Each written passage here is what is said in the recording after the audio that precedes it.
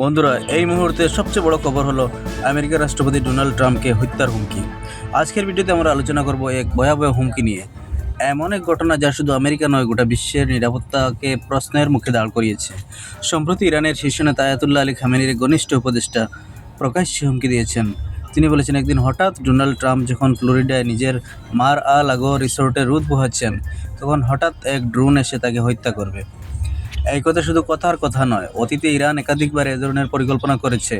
এমনকি একবার তারা একটা ভিডিও বানিয়ে দেখিয়েছিল কীভাবে এই মার আল লাগুতে ড্রোন হামলা চালিয়ে ট্রাম্পকে হত্যার ছক তৈরি করা যেতে পারে।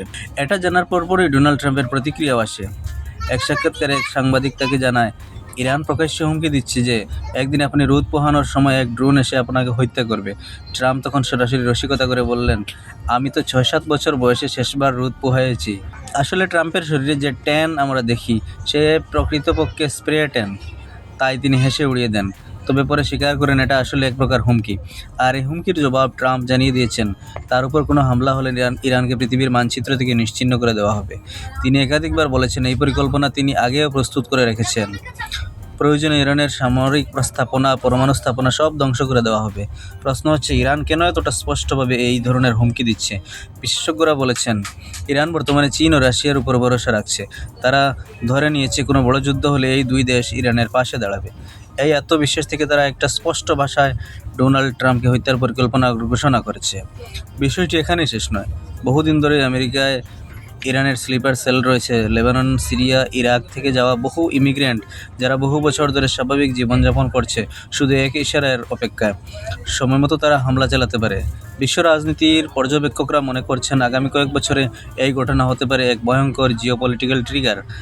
ধরা যাক হঠাৎ ট্রাম্পের উপর আক্রমণ হলো, বেঁচে গেলেও আমেরিকা তখন ইরানের বিরুদ্ধে সরাসরি যুদ্ধ ঘোষণা করবে, আর তার পরিণতি হতে পারে তৃতীয় বিশ্বযুদ্ধ। বিশেষজ্ঞদের মতে, ইরান যদি এই ধরনের হুমকি ও কর্মকাণ্ড চালিয়ে যায় আর একদিন বড় সংঘর্ষের সূত্রপাত ঘটে, তবে চীন ও রাশিয়া মিলে ইরানকে বাঁচানোর চেষ্টা করবে, আর তার ফলেই শুরু হতে পারে বিশ্বের পরবর্তী বড় যুদ্ধ। ট্রাম্প নিজেও একাধিকবার বলেছেন, আমি জানি আমাকে হত্যা করার চেষ্টা হবে, আমি বহু শত্রু তৈরি করেছি, তারা আমায় থামাতে চাইবে।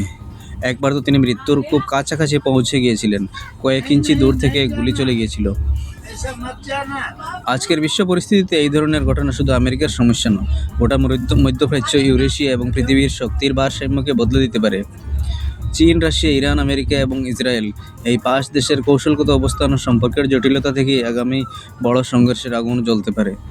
এখন শুধু অপেক্ষা, ঠিক কোন ঘটনা সেই আগুনের শলতে জ্বালায়।